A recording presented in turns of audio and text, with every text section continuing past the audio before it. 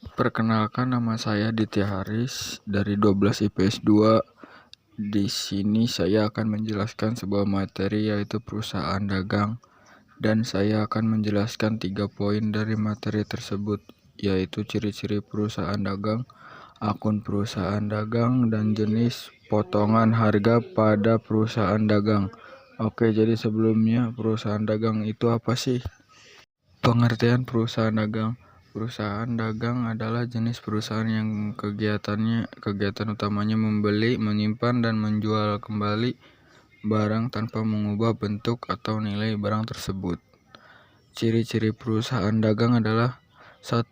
Bergerak di bidang jual beli barang, tidak melakukan produksi, hanya menjual kembali barang yang dibeli.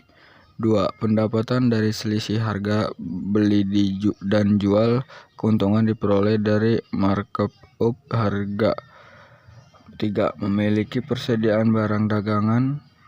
Barang disimpan sebelum dijual ke konsumen. 4. Tidak mengubah barang bentuk. Produk dijual dalam kondisi yang sama seperti saat dibeli. 5. Transaksi utama pembelian dan penjualan, baik secara tunai maupun kredit. Contoh perusahaan dagang adalah grosir dan eceran, toko elektronik, toko pakaian, dan distributor agen. Perusahaan dagang perbedaan dengan perusahaan jasa yang menawarkan layanan atau perusahaan manufaktur yang mengolah bahan baku menjadi produk jadi.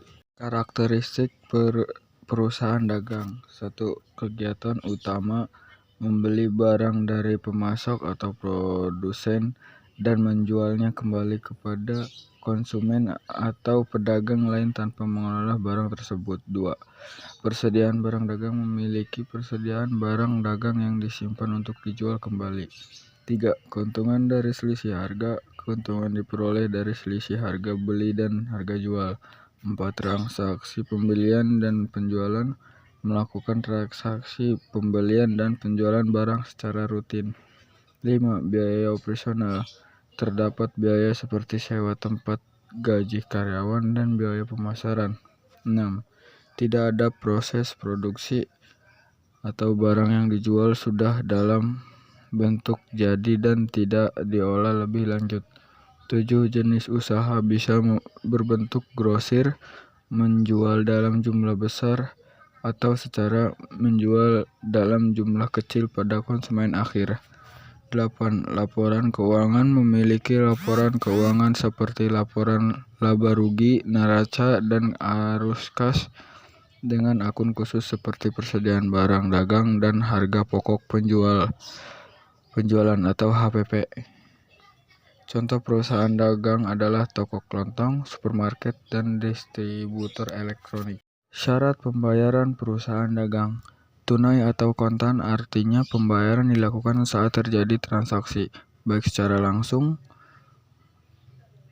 2. Syarat EOM atau end of month, artinya harga not faktur harus dibayar paling lambat pada akhir bulan.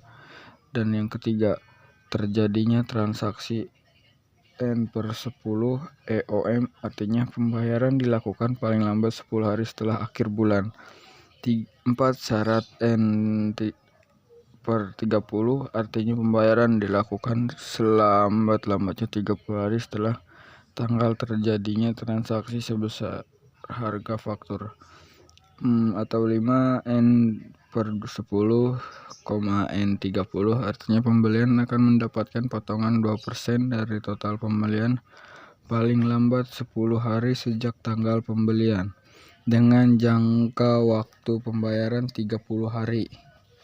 Dan yang terakhir 3/10 dan N/60, berarti akan mendapatkan potongan sebesar 3% jika pembayaran dilakukan dalam jangka waktu 10 hari atau kurang dari 10 hari sejak terjadi transaksi, dan jangka waktu pelunasan selama 60 hari.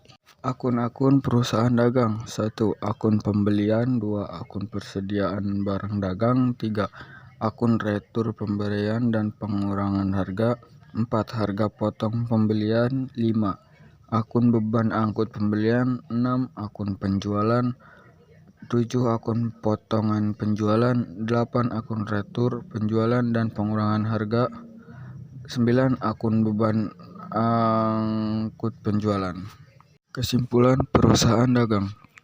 Kesimpulan tentang perusahaan dagang adalah bahwa perusahaan ini berfokus pada kegiatan membeli dan menjual barang tanpa melakukan proses produksi. Keuntungan diperoleh dari selisih harga beli dan harga jual.